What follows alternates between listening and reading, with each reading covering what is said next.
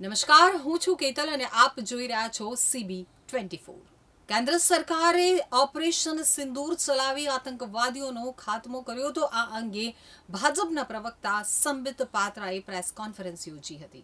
જમ્મુ કાશ્મીરના પહેલગામમાં થયેલા આતંકી હુમલાના બદલામાં કેન્દ્ર સરકારે ઓપરેશન સિંદૂર ચલાવ્યું, આતંકીઓનો ખાત્મો બોલાવ્યો. આ મામલે બીજેપી પ્રવક્તા સંબિત પાત્રાએ પ્રેસ કોન્ફરન્સ સંબોધી. તેઓએ જણાવ્યું કે પીએમ મોદીએ જે કહ્યું હતું તે કરી બતાવ્યું. તેમણે સંબોધન કરતા વધુમાં જણાવ્યું કે ઓપરેશન સિંદૂર સફળ રહ્યું છે. સેનાએ તેને સફળ બનાવ્યું છે. ભારતીય સેનાએ પોતાના અદમ્ય સાહસનો પરિચય આપ્યો છે. તેમણે વધુમાં કહ્યું કે પાકિસ્તાનને ખબર હતી કે ભારત છોડશે નહીં. ભારતે સિંધુ જળ સમજૂતી કરાર રદ કર્યો છે. દુનિયામાં પાકિસ્તાન આખું અલગ પડી ગયું છે. મોટા મોટા ઇસ્લામિક દેશોએ ભારતનું સમર્થન કર્યું છે. असंभव काम ने मोदी सरकार संभव कर बताया। अगर सही मायने में देखा जाए तो ऑपरेशन सिंदूर और उसके विषय में पूरा हिंदुस्तान आज जानता है, क्योंकि कई प्रेस कॉन्फ्रेंसेस हुए. कल भी तीनों डीजीएमओ ने मिलकर के देश को संबोधित किया और तमाम तथ्य जो देश जानना चाहता था उसे उन्होंने हमारे समक्ष रखा. मगर मुझे लगता है कि एक आम नागरिक के भाषा में, बहुत साधारण भाषा में आज मैं आपको बताना चाहूंगा कि ये जो ऑपरेशन सिंदूर हुआ है, किस प्रकार से इससे हिंदुस्तान आतंकवाद के खिलाफ लड़ने में एक निर्णायक भूमिका हिंदुस्तान ने अदा किया है. आप सभी जानते हैं 22 तारीख का वो दिन, that unfortunate day on 22nd of April, जब पहलगाम में 26 लोगों का नृशंस हत्या कर दिया गया था आतंकवादियों द्वारा.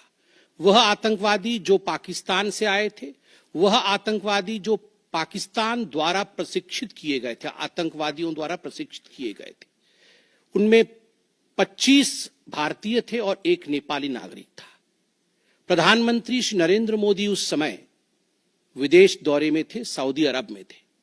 प्रधानमंत्री नरेंद्र मोदी तुरंत भारत लौट के आते हैं और उन्होंने जनता की बात को सुना. जनता ने उस समय एक मांग रखी कि आतंकवाद के ऊपर हमला हो, हमें बदला लेना है पहलगाम के इस आतंकवादी हमले का.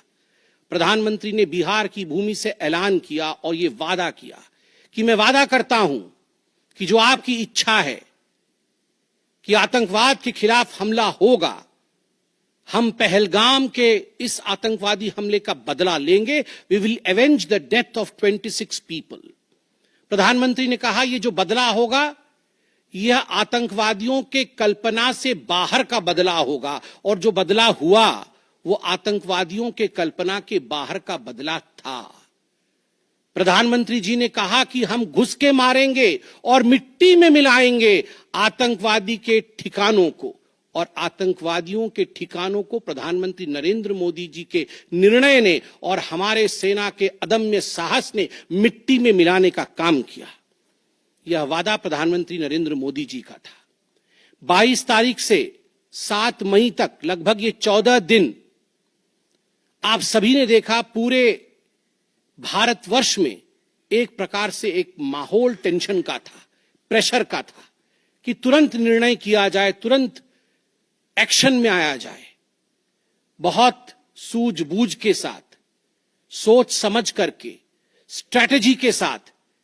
पाकिस्तान भी जानता था कि हमला होगा. एयर स्ट्राइक पहले हो चुका था. किस प्रकार सर्जिकल स्ट्राइक पहले हो चुकी थी. पाकिस्तान पूरी तरह जानता था कि इस बार भी छोड़ा नहीं जाएगा. मगर उसके बावजूद पाकिस्तान इतना दिमाग लगाने के पश्चात वह डेट नहीं जान पाया जिस दिन यह हमला होना था. 22 तारीख से 7 तारीख के बीच में कुछ नॉन मिलिट्री एक्शंस जिन्होंने पाकिस्तान को कमजोर किया, वह प्रधानमंत्री नरेंद्र मोदी जी ने और भारत की सरकार ने लिया.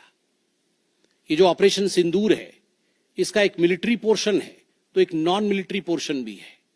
और नॉन मिलिट्री पोर्शन में सबसे बड़ी बात इंडस वाटर ट्रीटी, जो सिंधु नदी समझौता 1960 का था, उसे स्थगित किया गया, अबेयंस में रखा गया. आप सभी जानते हैं लगभग 90% पाकिस्तान जो है इसी पानी पर निर्भर करता है. लगभग 80% उनका जो कृषि है इस पानी पर निर्भर करता है। इस पानी को यदि रोक दिया जाए तो पाकिस्तान की 1/4 जीडीपी गिर जाती है। इस पाकिस्तान को अगर इस पानी से वंचित रखा जाए तो पाकिस्तान के हालात वैसे होंगे कि उनकी जीडीपी लुढ़केगी, कृषि लुढ़केगा। केवल कृषि और जीडीपी नहीं, उनके पावर कट्स होंगे और इस प्रकार का माहौल पाकिस्तान में पैदा होगा कि पाकिस्तान एक फ्रजाइल स्टेट के रूप में, अभी भी फ्रजाइल है, और फ्रजाइल स्टेट के रूप में वो सामने आएगा। नंबर 1 लक्ष्य था आतंकवादी ठिकाने जो दूर दराज इलाके में है पाकिस्तान में, जहां आज तक कोई नहीं पहुंच पाया, जहां आज तक पाकिस्तान के आतंकवादियों को लगता था कि वो सुरक्षित हैं, वहां तक पहुंचना यह लक्ष्य था। दूसरा लक्ष्य था आतंकवादियों को ढेर करना, मार देना। तीसरा लक्ष्य था इन टारगेटों को जमींदोज करना, उन्हें मिट्टी से मिला देना। चौथा लक्ष्य था इस पूरे काम को करते हुए कोई भी सिविलियन, उसके ऊपर किसी प्रकार से कोई इंजुरी नहीं होना। और अंतिम लक्ष्य था किसी प्रकार के मिलिट्री, जो पाकिस्तान का मिलिट्री या सैन्य बेस हो, उसके ऊपर हमला नहीं करना। अर्थात यह लड़ाई आतंकवाद के खिलाफ थी। यह लक्ष्य था ऑपरेशन सिंदूर का। This was a fight against terrorism and terrorists. क्या हम लक्ष्य को पा पाए? आप देखिए, जब यह हमला हुआ तो 9 ठिकाने ध्वस्त हुए, उनमें 5 POJK में थे, पाक ऑक्यूपाइड जम्मू कश्मीर में, और 4 पाकिस्तान में थे। सबसे बड़ी बात है, पहली बार पंजाब प्रोविंस, जो कि पाकिस्तान का एक बहुत स्ट्रेटेजिक लोकेशन है, पंजाब प्रोविंस उनका हृदय है पाकिस्तान का, उसके अंदर भारतवर्ष घुस करके आतंकवादियों का सफाया करता है। यह अपने आप में छोटी बात नहीं है। गुलपुर कैंप कोटली, ये LOC से 30 किलोमीटर दूर था, लश्कर तैयबा का बेस था। और 20 अप्रैल 2023 को पुंछ में, 9 जून 2024 को जो तीर्थयात्री को बस में हमला करके मारने का काम किया था आतंकवादी, यहां गुलपुर कैंप से आए थे जो कोटली में है, उसे ध्वस्त किया गया। बरनाला कैंप बिरगढ़, बरनाला कैंप जो 9 किलोमीटर दूर है LOC से, उसे समाप्त किया गया। अब्बास कैंप कोटली जो 13 किलोमीटर दूर है LOC से, लश्कर तैयबा का फिदाइन सेंटर है और 15 आतंकवादियों को एक साथ ट्रेन कर सकता है, उसे ध्वस्त करके गिराया गया। सरजाल कैंप सियालकोट अंतर्राष्ट्रीय सीमा से 6 किलोमीटर दूरी पर है, इंटरनेशनल बॉर्डर से। सांबा कठुआ के सामने है।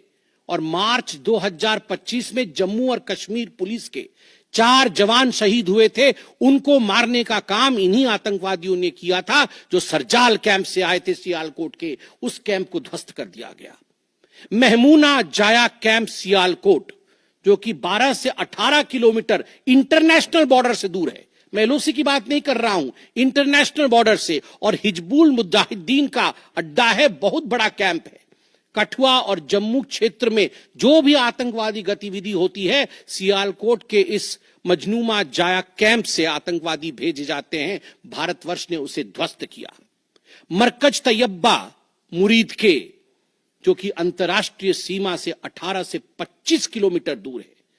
2008 के मुंबई का जो हमला हुआ था, 26/11 के नाम से जिसे हम जानते हैं, उसमें जो आतंकवादी आए थे, अजमल कसाब और डेविड हेडली, उनकी ट्रेनिंग मरकज तैयबा मुरीद के में हुआ था। और आज मैं फक्र के साथ कह सकता हूं, गर्व के साथ कह सकता हूं कि भारत की सेना ने, भारत की राजनीतिक इच्छा शक्ति ने और भारतीयों ने मरकज तैयबा मुरीद के को ध्वस्त किया है, समाप्त किया है।